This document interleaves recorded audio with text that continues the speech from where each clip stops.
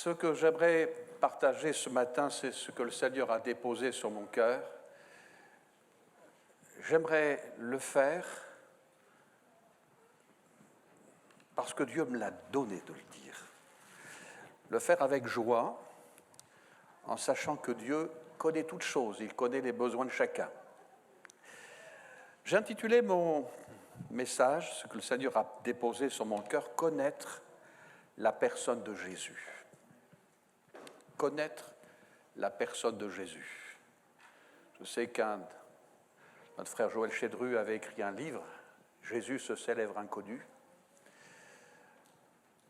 C'est vrai que nous sommes en 2021 après Jésus-Christ. Le monde ne connaît peu Jésus, mais est-ce que nous le connaissons? J'aimerais introduire ces moments par le texte dans l'épître de Paul aux Philippiens, chapitre 3, au verset 7e, où il est dit « Toutes ces choses constituées à mes yeux », c'est-à-dire son passé, tout ce qu'il savait faire, ses capacités, toutes ces choses constituent à mes yeux un gain, mais à cause de Christ, je les considère désormais comme une perte. Oui, je considère toutes choses comme une perte à cause de ce bien suprême, la connaissance de Jésus-Christ mon Seigneur. À cause de lui, j'ai accepté de perdre tout cela. Je le considère comme bon à être mis au rebut afin de gagner Christ.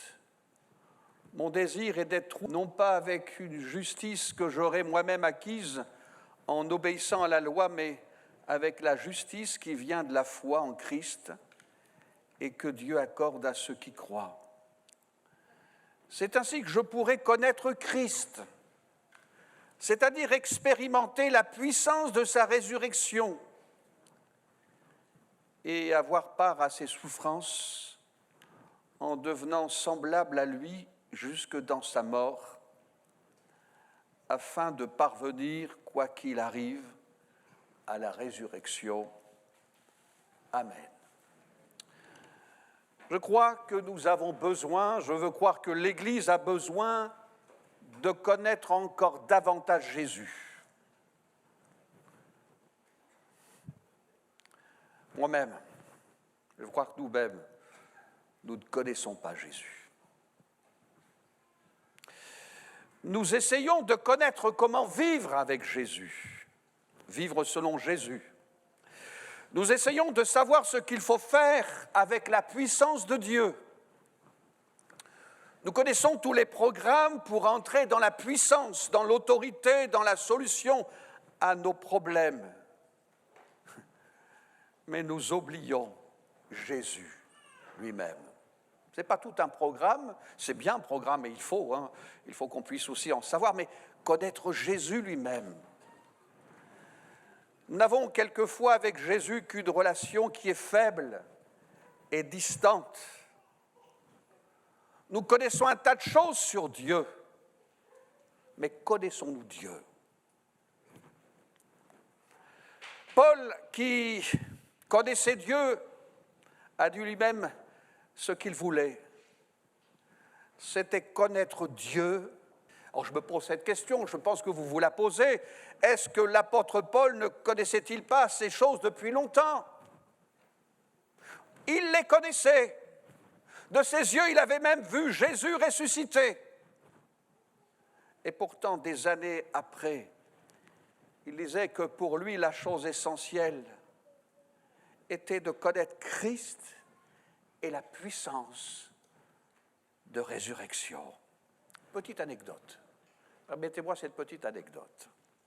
C'est ce qui est arrivé à un pasteur qui faisait de belles prédications, pleines d'instructions. C'était très bien, sauf que les gens trouvaient que c'était sec. La prédication était belle, était argumentée, convaincante, mais le problème, c'est que qu'on n'y trouvait pas la personne de Jésus. Et un dimanche, en s'approchant de la chaire pour prendre la parole, le pasteur a trouvé sur le pupitre un petit carton sur lequel il était écrit cette phrase « Nous voudrions voir Jésus ». Essayez de vous imaginer un peu la situation du pasteur trouvant un petit papier comme cela sur le pupitre. Croyez-moi, ça fait quelque chose. Le pasteur en a été perturbé car il avait l'impression, c'est justement ce qu'il faisait. Pour lui, c'était ce qu'il amenait dans ses prédications. Il y avait de l'information, il y avait de la connaissance, c'était formidable. Et les gens n'y trouvaient pas Jésus. Alors, arrivé chez lui, il s'est remis en cause et sa vision de son service a changé. Sa vision de Jésus a changé. Oui, petit à petit, les gens ont commencé à trouver la personne de Jésus dans ses sermons. Et quelque temps plus tard, un jour en montant sur l'estrade pour prêcher, il a trouvé un petit carton où il était écrit « Les disciples étaient dans la joie voyant le Seigneur ». Ce n'est pas grand-chose, mais ça lui a fait aussi du bien. Ce n'est qu'une anecdote. Moi, je veux croire que vous voyez Jésus au milieu de nous. Et on vous parle de Jésus, alléluia, gloire à Dieu. Mais je veux croire que nous avons besoin, et l'Église a besoin, de connaître Jésus. Besoin de redécouvrir les évangiles. Pour certains, lire les évangiles, c'est devenu presque lassant. On a l'impression qu'on les connaît, que l'on sait ce qu'ils contiennent, les évangiles. Forcément, c'est un récit. Et quand on lit un récit et qu'on connaît la fin, on lit sans savoir ce qu'on a lu. On lit sans savoir ce qu'on a lu. On a l'impression de connaître, mais en réalité, on ne connaît pas la personne dont il est question, c'est-à-dire Jésus. On peut connaître beaucoup de choses à quelqu'un sans le connaître vraiment. Prends un exemple tout simple. Le président de la République, vous le connaissez ? On sait ce qu'il a dit. On sait même ce qu'il n'a pas dit. Enfin, avec les fake news. Oh, mais on ne le connaît pas, vraiment. Nous en entendons souvent parler, mais nous ne le connaissons pas. Qui il est vraiment. Alors je vous pose cette question ce matin. Est-ce que nous connaissons Jésus à cause de ce qu'il a fait, à cause des ordres qu'il nous a donnés, à cause des bénédictions qu'il nous a accordées? Ou est-ce que nous le connaissons vraiment? C'est différent. Nous avons besoin de le connaître personnellement. J'ai besoin de redécouvrir les évangiles. Je le dis pour ma part, pour y découvrir Jésus. Nous avons besoin de nous décaper des traditions. Jésus n'est pas seulement quelqu'un qui a fait de l'enseignement, mais Jésus, c'était quelqu'un. Il est important de se demander comment il se comportait avec sa famille, avec ses voisins, avec les pauvres, avec les étrangers, avec les autorités religieuses. Nous, on a des théories par rapport à ceci, par rapport à cela, comment il faut faire ceci, comment il faut faire cela, mais quelquefois, on passe à côté de la vraie question.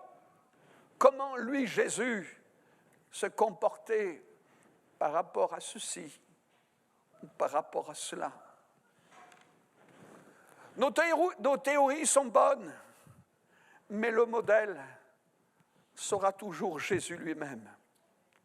Rien, ni personne, ni aucune théorie, ni aucun courant ne peut nous dire de préférence ce que nous devons faire ou comment vivre, en dehors de passer par la priorité de voir comment Jésus l'a fait, comment Jésus l'a vécu, et dans la même situation.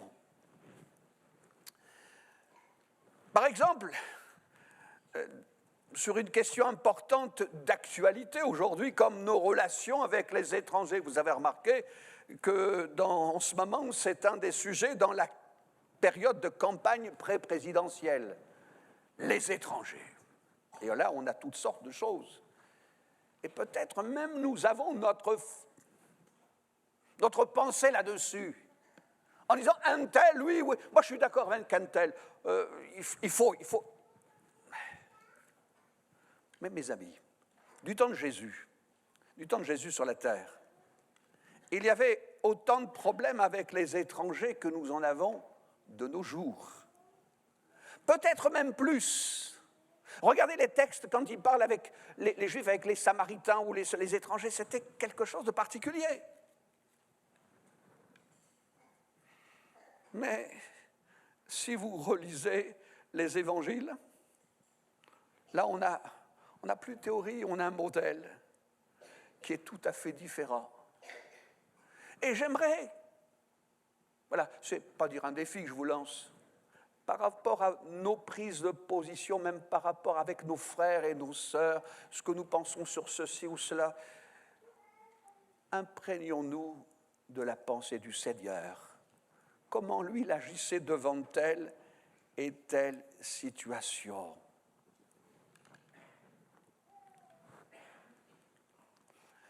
Certains versets, quand on les lit, on les trouve, permettez-moi l'expression, cool, simple.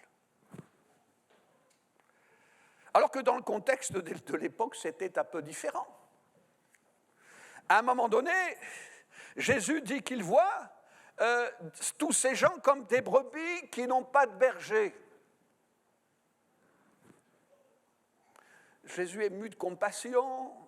On dit, mais là, il y a quelque chose. Il voit, il comprend. Mais relisez le contexte, vous allez voir, c'est une attaque virulente, une condamnation sévère contre tous ceux qui se disaient les bergers d'Israël à ce moment-là et qu'ils n'étaient pas ces bergers dont le peuple avait besoin.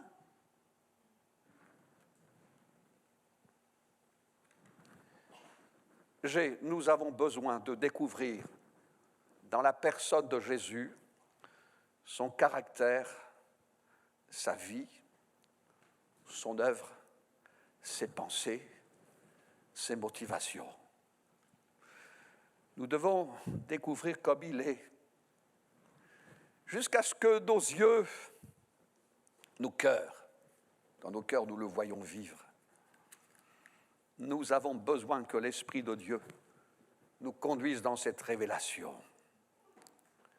J'aimerais ce matin retracer comment Jésus a remporté pour nous libérer une victoire totale, entière, définitive sur le diable.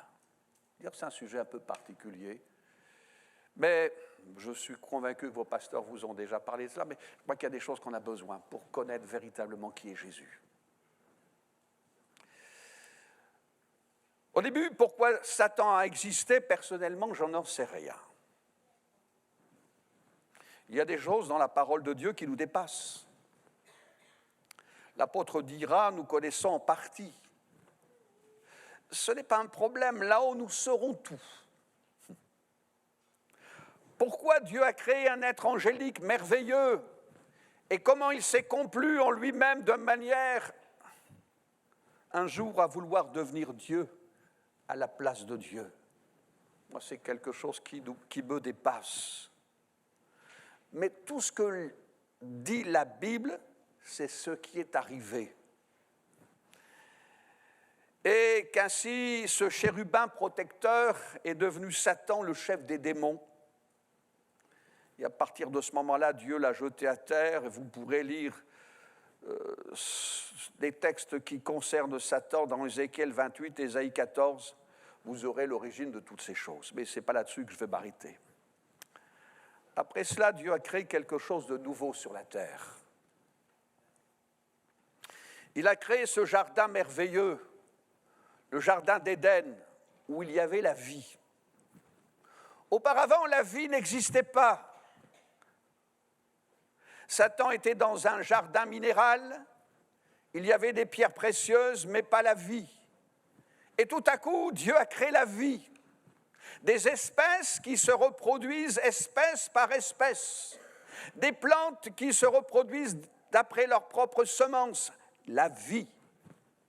Il a créé un homme et une femme auxquels il a donné la vie.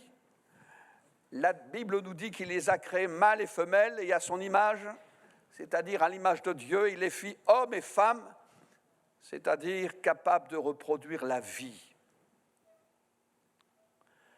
Les anges sont incapables d'amener à l'existence un seul nouveau esprit.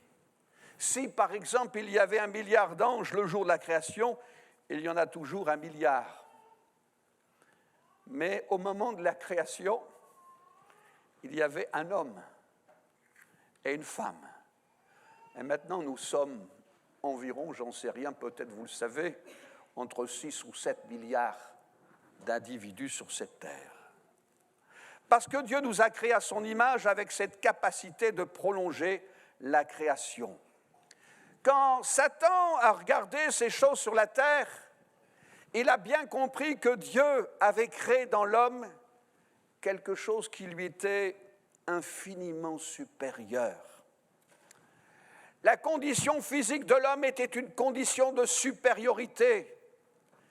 Ce n'est pas parce que maintenant nous sommes dans le péché et que nous avons l'impression que c'est une condition d'infériorité que c'est juste. C'est faux.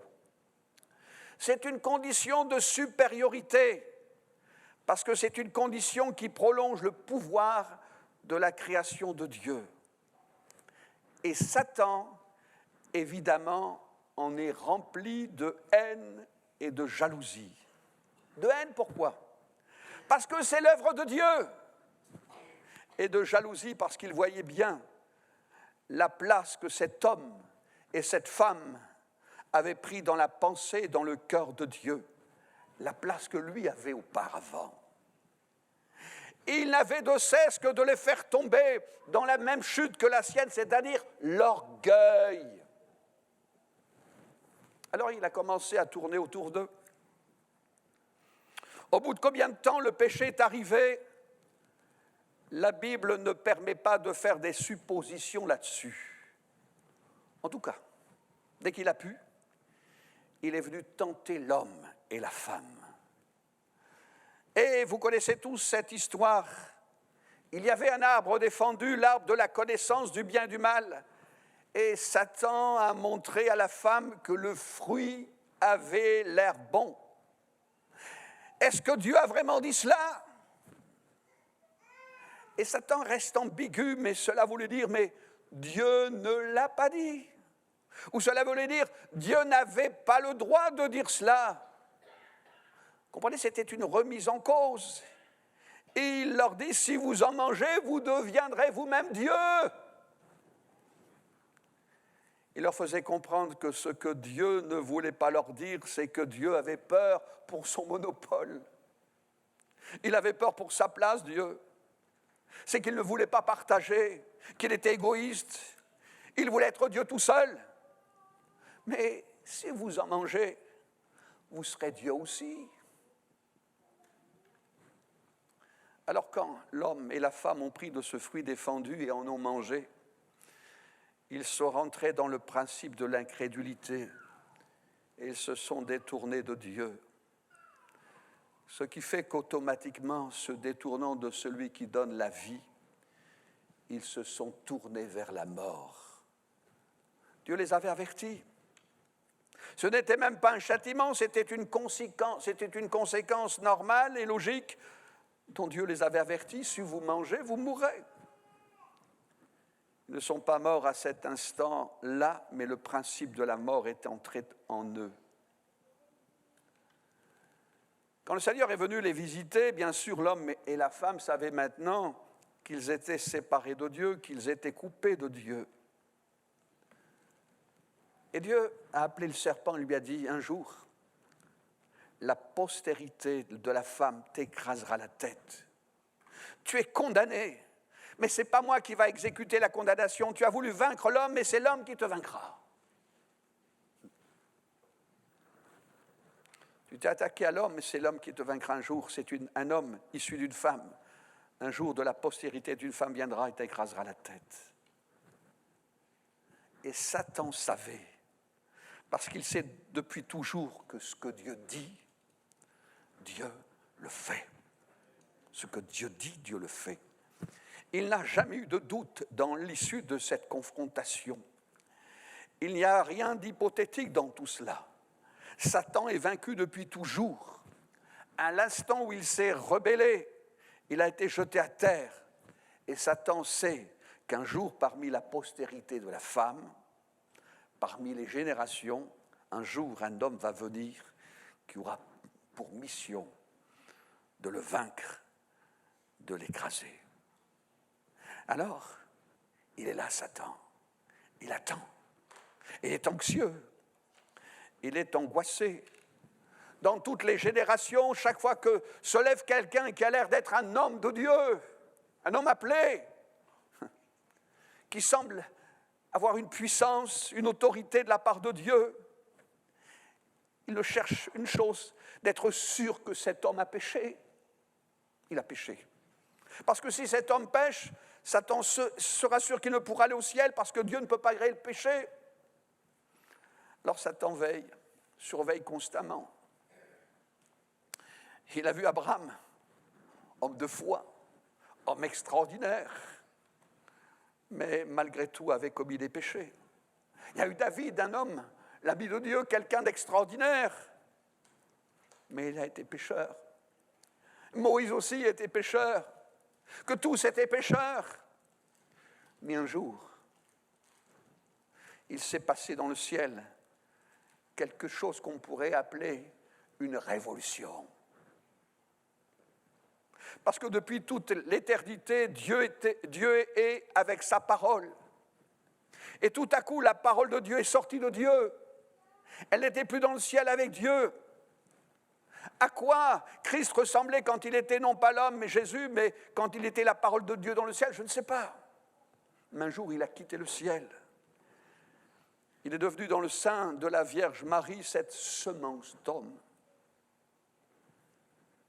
Et maintenant, c'est clair pour Satan. Il savait que le temps de la véritable confrontation était arrivé. Celui que Dieu envoie pour lui écraser la tête, c'est Jésus, c'est pour la confrontation finale. J'aimerais vous dire, Satan a tout essayé. Satan a tout fait. Il a essayé de faire tuer l'enfant par les soldats d'Hérode qui ont encerclé la zone où Jésus, l'enfant Jésus, Joseph et Marie étaient. Mais l'Écriture nous dit que, averti par une révélation, Joseph a pu emmener Jésus hors du danger. Sur l'enfance de Jésus, on a très peu d'indications. Peut-être une brève lorsque Jésus à 12 ans est monté au temple. Mais jusqu'au jour où Jésus est arrivé dans le temps où Dieu lui a demandé d'entrer dans le service. Vous vous souvenez de ce texte qu'il est dit, Jésus est descendu dans les eaux du baptême avec Jean-Baptiste. Et puis, juste après le baptême, l'évangile de Luc, chapitre 4, verset 1er. Jésus, rempli de l'Esprit Saint, revint du Jourdain et le Saint-Esprit le conduisit dans le désert où il fut tenté par le diable pendant 40 jours. Étonnant. Vous n'avez pas remarqué? C'est étonnant. Ce n'est pas Satan qui a démarré, c'est Dieu qui a l'initiative de tout. Le Saint-Esprit le conduisit. Le diable ne dispose que de la gloriole qui distribue ça et là. Et même les dirigeants de nos pays, ce n'est pas le diable qui les met en place. C'est permis par Dieu. La preuve, nous l'avons quand Jésus dira à Pilate, tu n'aurais aucun pouvoir si tu ne le tenais d'en haut. C'est Dieu qui a mis Pilate à son rang. Jésus a été poussé par le Saint-Esprit dans le désert afin de rencontrer Satan. C'est lui-même qui est allé, par parce qu'il était descendu du ciel pour cela, pour affronter Satan et le vaincre, pour qu'une porte soit de nouveau ouverte pour nous. Et dès le début de son ministère, il a commencé le travail. Au désert, dites-moi, 40 jours sans manger et sans boire. Et au bout de 40 jours, au moment où Jésus était le plus faible, où le besoin de manger devient vraiment vital, le diable s'est approché de Jésus et va tenter Jésus dans tous les domaines. Premièrement, de tentation physique. Satan a dit à Jésus, si tu es le Fils de Dieu, il sait, vous avez remarqué, il sait à qui il a affaire. Hein. Si tu es le Fils de Dieu, ordonne donc à cette pierre de se changer en pain. Et que va répondre Jésus? Non. L'homme n'a pas besoin de pain seulement pour vivre. Et moi, ce dont je me nourris, c'est de la parole de Dieu. Satan a échoué. Il y a eu la tentation de l'âme. Satan lui a montré comme une vidéo panoramique. Il lui a montré tous les royaumes. Et lui a dit, vous pourrez relire le verset 6, toute cette gloire, je peux te la donner, avec ce que cela sous-entend de satisfaction pour l'âme, la jouissance d'autorité. Et Jésus a dit non. Alors, Satan l'a tenté dans son esprit. Il l'a mis au sommet du temple et lui a dit, verset 9, « Si tu es le Fils de Dieu, jette-toi d'ici en bas. Car il est écrit, il donnera des ordres à ses anges à ton sujet, afin qu'ils te gardent. Et ils te porteront sur les mains de peur que ton pied ne heurte contre une pierre. » Jésus lui répondit, il est dit, « Tu ne tenteras point le Seigneur ton Dieu. » C'est clair, tu ne tenteras pas le Seigneur ton Dieu. Et le verset 13, il est dit, après l'avoir tenté de toutes ses manières, le diable s'éloigna de lui jusqu'à un moment favorable. Moment plus favorable. Je ne sais pas si nous réalisons bien ce que furent ces 3 années pour notre Seigneur Jésus. Cela n'a pas été aisé, n'a pas été facile. Nous, en lisant les textes, vous avez remarqué quand on lit les textes des évangiles, qu'est-ce qu'on voit? On le voit guérir une personne, ressusciter un autre plus loin, chasser les démons avec facilité, et un peu plus loin calmer une tempête, multiplier les pains, faire sauter les poissons dans le filet. Des choses extraordinaires, merveilleuses, c'est pratique. On veut un Jésus comme ça. Seigneur, bénis-moi. Tu l'as fait, bénis-moi. Mais je crois que nous ne comprenons pas bien une réalité. Ces 3 années de ministère ont été 3 années de combat, de lutte, pied à pied, instant après instant, sans jamais un temps de repos, sans jamais un répit. Jésus était environné parce que, vous avez remarqué, il est dit, Satan attendait un moment favorable.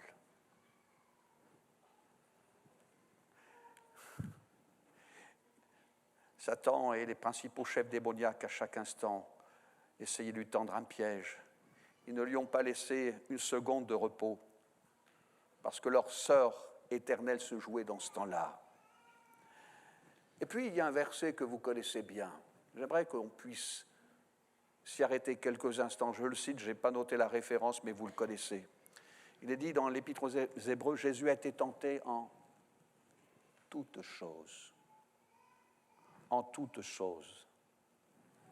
Pour nous, nos tentations sont mesurées par Dieu. La Bible dit que nous ne pouvons être tentés au-delà de nos forces. Et Dieu sait quelles sont faibles nos forces. C'est pour ça que j'ai besoin véritablement de connaître Jésus. Et j'aimerais qu'on puisse y arriver aujourd'hui, demain, après-demain. Il faut qu'on redécouvre Jésus. Jésus a été tenté en tout et dans toutes choses, dans tous les domaines, dans les formes, bien sûr, qui culturellement sont différentes des nôtres, c'est vrai. Tenté par les tentations d'argent. Tiens, je n'ai pas lu ça dans la Bible.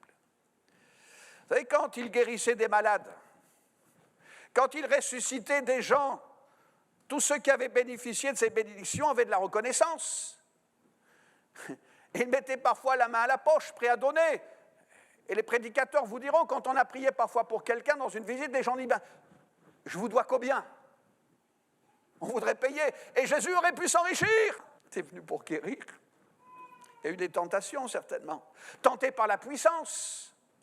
Rendez-vous compte que ce que son ministère pouvait lui donner sur un peuple, un impact, une influence. Il avait la capacité de donner un ordre à un peuple entier. Et souvenez-vous de ce petit épisode, lorsqu'il a vu que les gens voulaient faire de lui un roi. On voulait faire de Jésus un roi tout de suite. Qu'est-ce qu'il a fait? Il s'est enfui sur la montagne.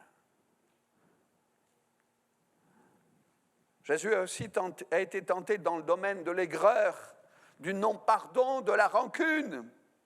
Après tout ce qu'on lui a fait, les abandons, les jugements, les critiques, le manque de reconnaissance, les trahisons. Chaque jour, Jésus avait quelque chose de criant à pardonner. Chaque jour, Jésus avait un besoin inouï de toute la grâce de Dieu, de toute sa communion avec le Père pour ne garder aucune rancune à personne. Et vous vous souvenez de ces paroles sur la croix, alors que c'était horrible, toutes ces paroles montant de ce peuple qui avait tellement été béni par Jésus. Crucifie-le, crucifie-le, crucifie-le. Et on a ricané devant lui, les soldats, les autorités. Et lui, qu'est-ce qu'il a dit? Père, pardonne-leur, ils ne savent ce qu'ils font. Nous nous plaignons parfois des difficultés que nous traversons, des injustices.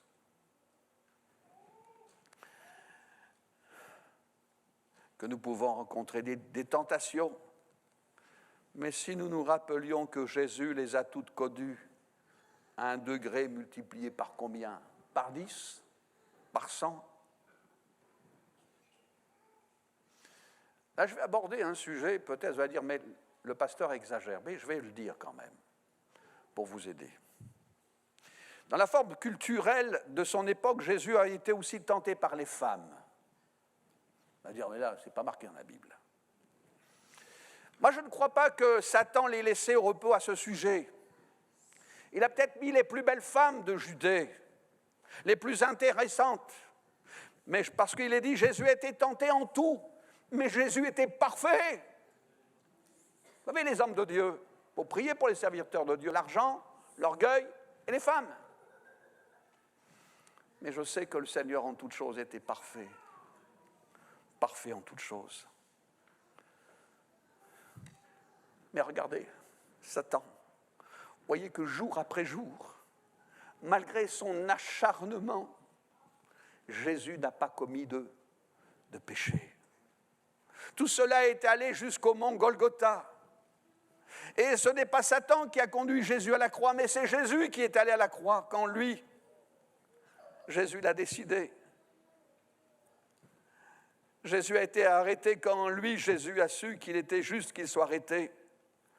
Jésus est mort quand lui, il a décidé qu'il mourrait. Satan n'a rien décidé.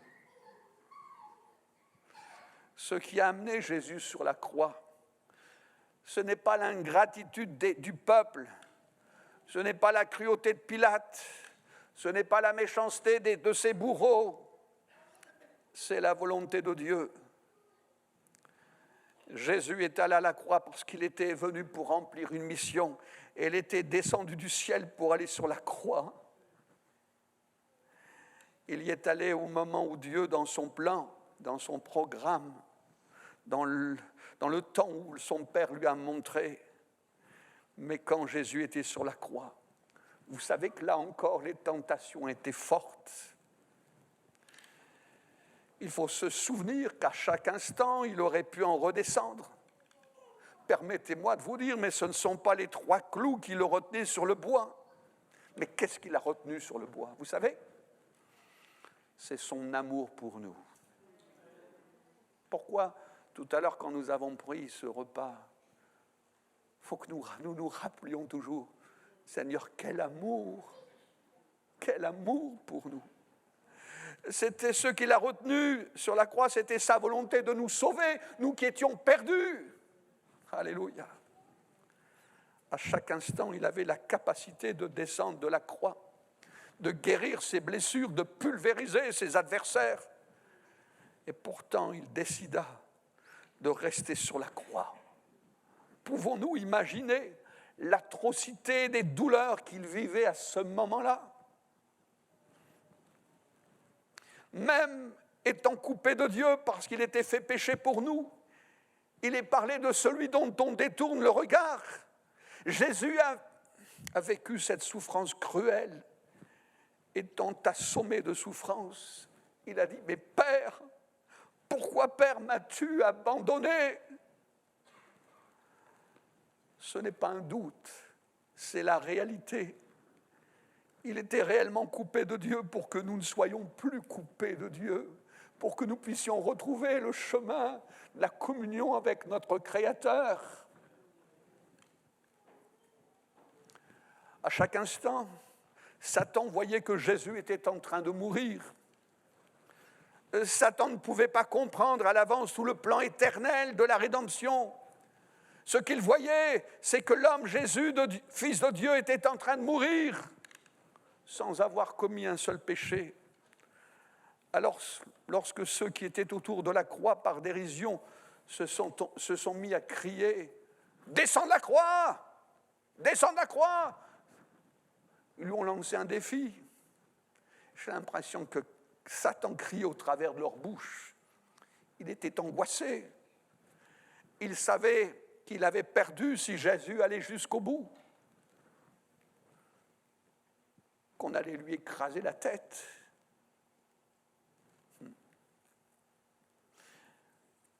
Il voyait ce que les autres ne voyaient pas. Satan se rend compte qu'il avait devant lui l'homme qui n'avait jamais péché, l'homme qui a toujours obéi à Dieu, l'homme qui est saint, l'homme qui est conforme à la volonté de Dieu.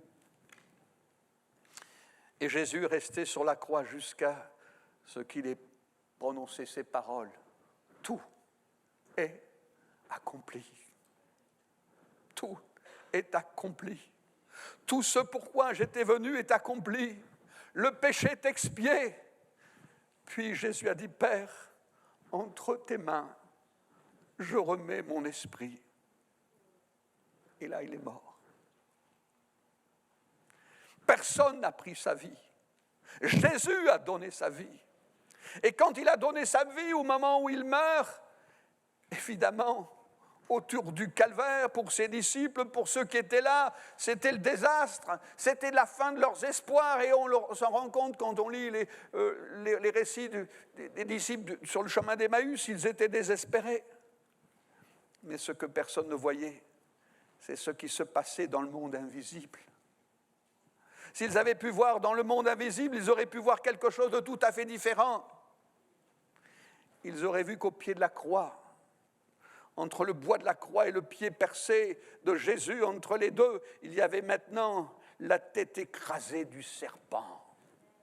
Alléluia, Christ est vainqueur. Et gloire soit rendue à Dieu, Christ est ressuscité. Et il est auprès du Père et il intercède pour nous. Alléluia. Mes frères, mes sœurs, nous avons besoin de connaître Christ, de connaître la puissance de son sacrifice, afin de connaître la puissance de sa résurrection. Christ a vaincu la mort afin que nous ayons la vie. Que nous ayons la vie. Et nous avons besoin d'avoir une révélation nous-mêmes de Jésus. Jésus est tout-puissant. Arrêtons de douter de sa force, de sa puissance. Il est vainqueur, il a vaincu l'ennemi de nos âmes. Alléluia. Nous avons besoin d'avoir une révélation nous-mêmes de Jésus, afin que nous puissions suivre ses traces, marcher derrière lui avec puissance. Et si Jésus est avec nous, est-ce que nous ne pouvons pas être vainqueurs de toutes ces tentations? Jésus, tu es avec moi. Jésus, tu es là. Mais c'est toi qui me donnes la force et je compte sur ta grâce. Je ne fonce pas la tête baissée, mais je regarde à Jésus, celui qui a vaincu l'ennemi de nos âmes, le tentateur. Je vais terminer, je conclus. Comment allons-nous vaincre des épreuves? Comment allons-nous combattre l'adversaire? Comment allons-nous résister aux tentations et aux épreuves si nous ne connaissons pas celui en qui nous avons cru? Ce n'est pas le petit Jésus de la crèche, hein, mais celui qui a vaincu la mort. Alléluia, qui est auprès du Père. Oui, nous avons besoin de connaître celui qui est glorifié, celui qui a vaincu l'adversaire. Je termine par ce verset que vous trouvez dans l'épître de Paul aux Colossiens, chapitre 2, verset 15. Il a dépouillé les dominations et les autorités et les a livrées publiquement en spectacle en triomphant d'elles par la croix. Ça, c'est mon Seigneur Jésus. Alors j'aimerais vous dire, c'est Jésus dont j'ai besoin. J'ai encore besoin de plus de lui et que nous puissions véritablement mettre Jésus dans toute notre vie. Alléluia. Seigneur, j'ai besoin. J'ai besoin non pas simplement d'entendre une prédication de temps en temps, mais j'ai besoin que tu vives dans mon cœur et dans ma vie. Non pas simplement le dimanche matin, mais à chaque instant. J'ai besoin de Jésus. Alléluia. Est-ce qu'on peut prier ensemble? Alléluia. Merci Seigneur. Merci pour ta parole. Tu parles tantôt d'une manière, tantôt d'une autre. Mais Seigneur, ce que nous voulons retenir, c'est que toi, tu nous aimes d'un amour extraordinaire. Et tu veux faire de nous des vainqueurs. Tu veux faire de nous des vainqueurs. Toi, tu as triomphé afin que nous puissions triompher. Et nous ne sommes pas seuls puisque Christ est en nous. Et nous avons besoin de ta grâce. Alors Seigneur, je te demande de bénir, de fortifier mes frères et sœurs. Tu bénis cette assemblée, tu bénis, Seigneur, ceux qui conduisent cette assemblée, les pasteurs que tu as placés. Que ton nom soit béni. Merci parce que tu fais toutes choses nouvelles. Et nous voulons, Seigneur, entrer pleinement dans ce que tu en réserves pour nous. Que ton nom soit béni. Qu'à toi soit toute la gloire, Père, dans le nom de Jésus. Amen.